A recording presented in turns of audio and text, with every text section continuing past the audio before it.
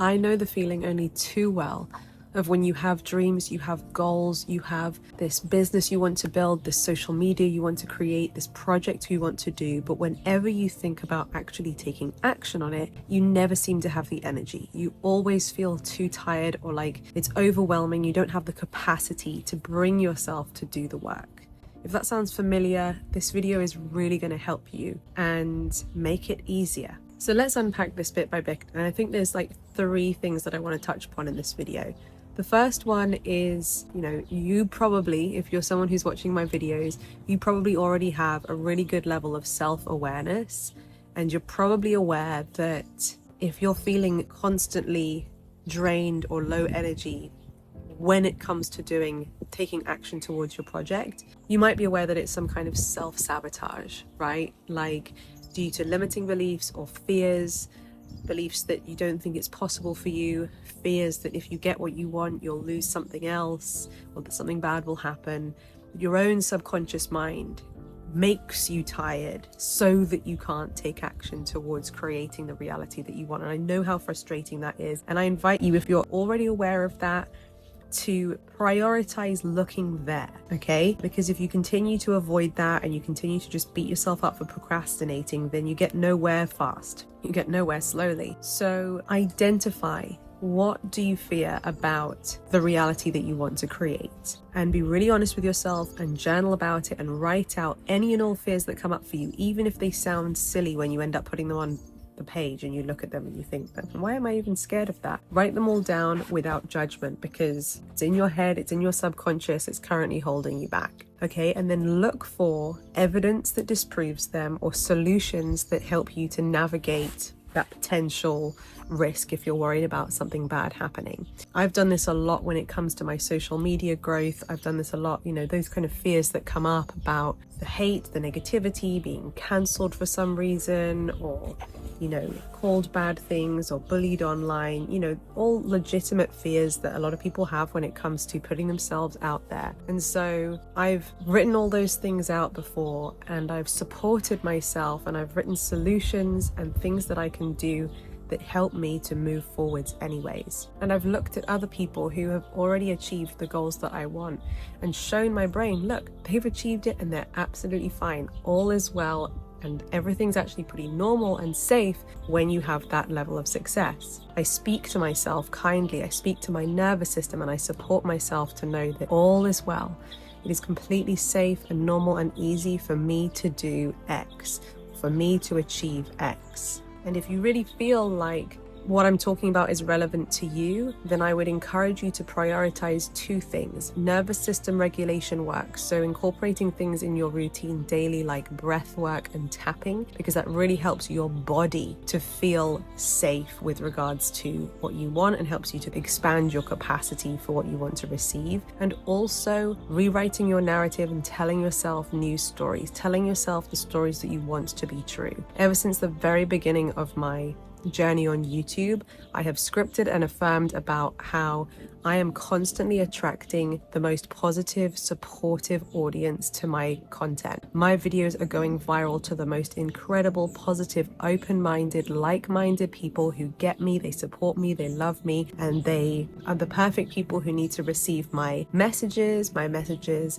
help them change their lives for the better, and that kind of language is what I affirm. And there have been moments in my journey when I've stopped saying that and forgotten saying that, and then I've had the occasional video sort of go viral to a not so friendly audience of people. So it is interesting how it's a continuous practice. What we speak over our lives, what we affirm over our lives, from my experience, really does affect what we attract and the reality that we create. So that's one area to look at, okay? The next thing I'm going to tell you is that it is exhausting and it is tiring to constantly be overthinking, procrastinating, and not taking action on your goals.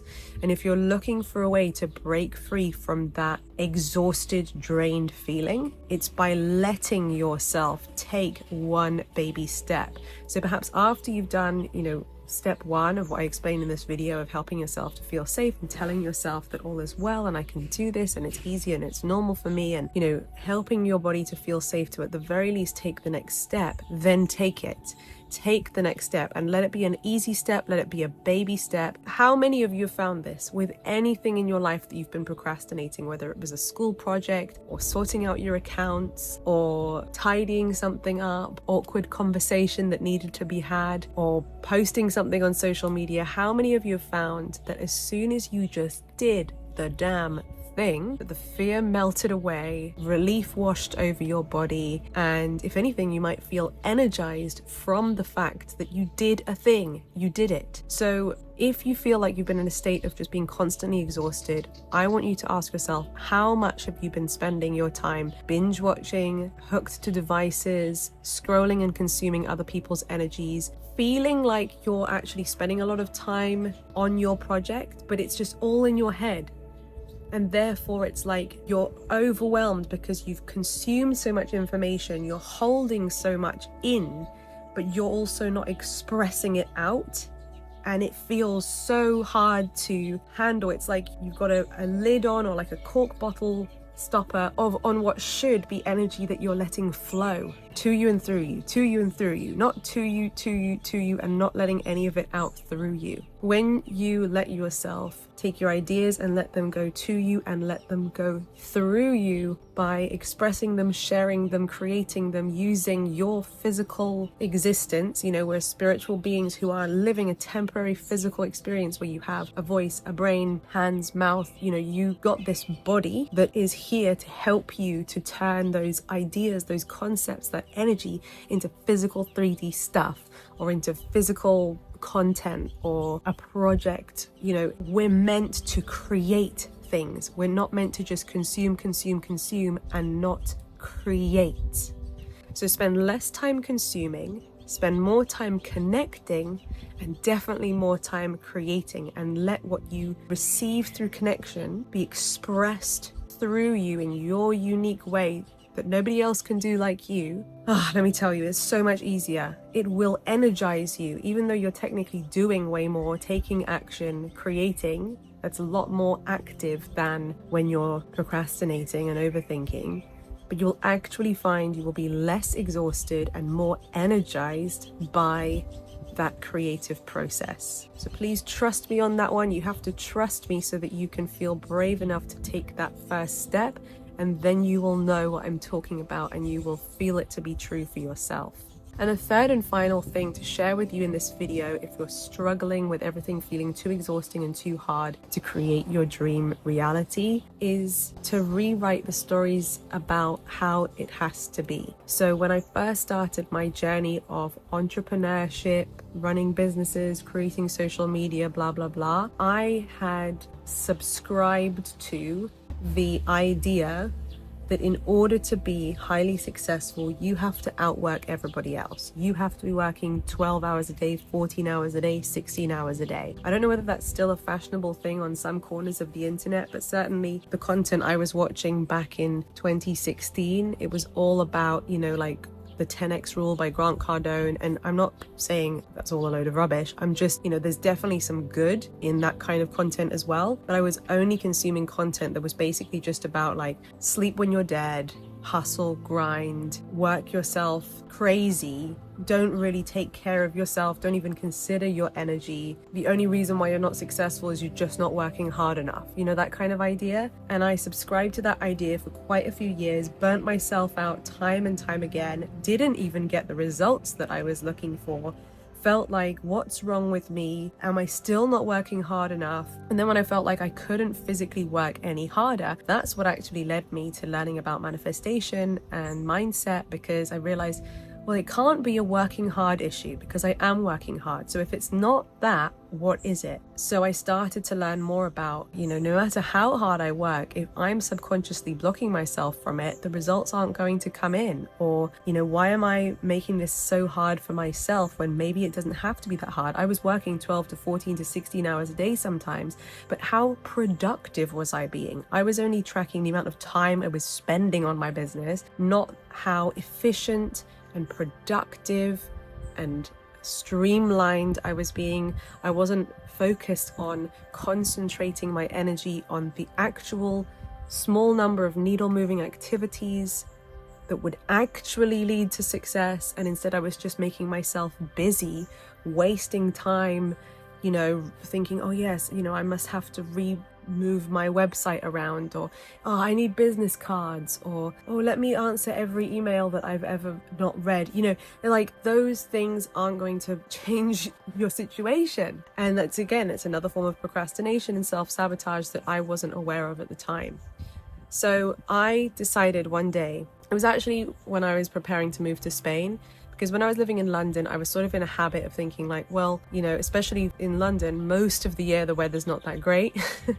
And most of the time, all my friends were already busy. It wasn't like it was easy to just meet up with people every day or grab a coffee here. You have to plan your social events 3 months in advance often in London. So, well, that's what I found anyway. And so I sort of allowed that situation to give me permission to just stay at home and work. Whereas when I moved to Spain, I thought, well, I'm moving to this beautiful country where the sun is shining. We're going to have a swimming pool. Do I want to be trapped indoors for 12, 16 hours a day?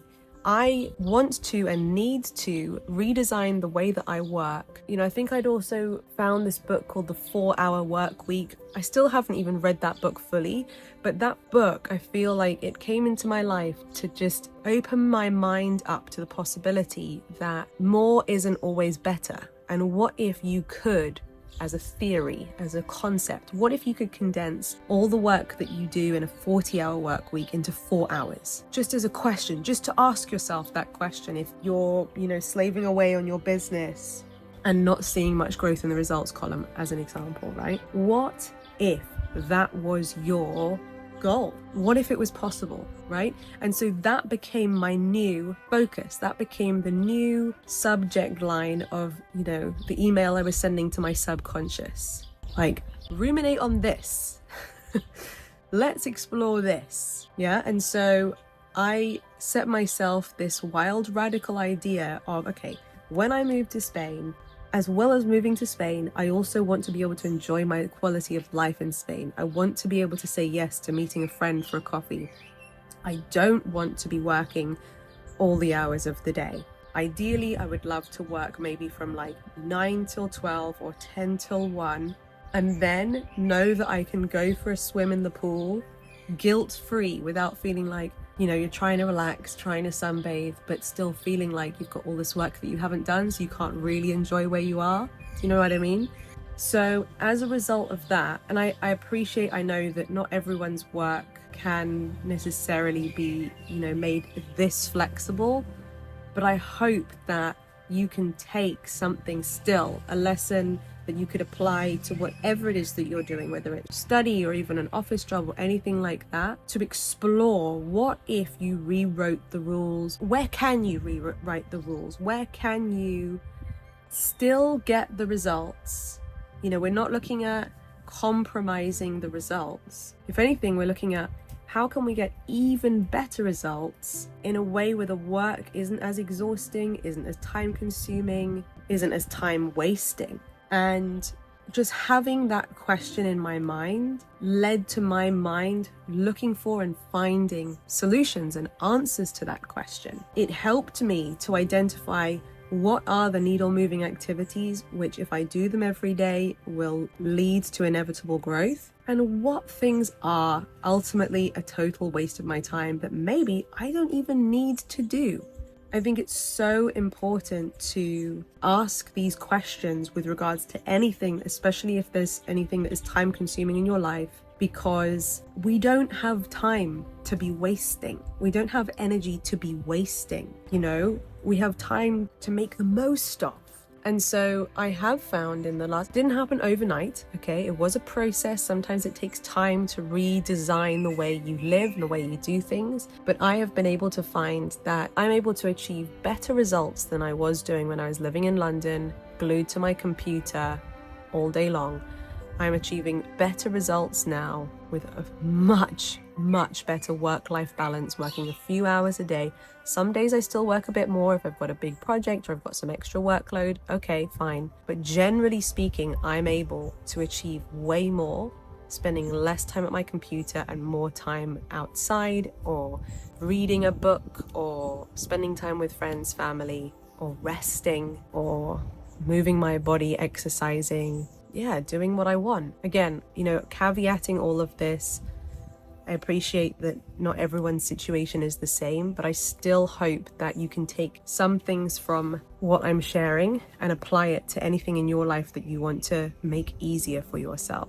And for anyone who is maybe, a female entrepreneur, I feel like sometimes we often need an example of somebody else to go, all right, well, if she can do that, then maybe I can do that too, So even if it's just worthwhile me sharing this message for one burnt out entrepreneur to consider the possibility of them being able to massively scale and expand what they're doing when they recalibrate the way they're spending their energy and investing their energy, then it's worthwhile me creating this video. I've also been preparing my work-life balance to be able to step into motherhood. And certainly when I was in those days in London, I was thinking, how on earth would I be able to continue this level of output while also being a present mum? And so I think it's literally been like a project that took 2 or 3 years for me to gradually redesign my life in a way that will be a lot more manageable for me to be able to continue to grow what I'm doing while also having more time to be present and while also letting myself sleep when I need to, etc. So let me know if you found any parts of this video helpful. Like I said, take what resonates and leave the rest. I appreciate that not every single thing can be identically applied to everyone's life, but I do hope that there was still plenty of value for you within this video. Support yourself on a subconscious level. Let go of what you fear will happen, could happen when you achieve what you want. Support your nervous system to feel safe. Don't make it harder than it needs to be. We live in an era where everything can be done more efficiently, more systematically, with technology, with automation, whereby you can still concentrate your energy to create the human-to-human connection and the personal value, which is important and irreplaceable, but you can save yourself time that people 30 years ago could not save themselves by leveraging the advantages that technology has given us in the 21st century and in the modern world. So leverage this time that we are alive. We chose to be here at this time for a reason. You don't have to be a tech genius. Just think smart and efficiently. And when your brain is tuned to that prerogative, to that frequency, to that focus, then it's going to find you solutions and answers to that specific question. If you enjoyed this video, make sure to give it a big thumbs up. If you haven't done so already, make sure to hit the subscribe button and ring my bell so that you never miss another video. Until next time, bye.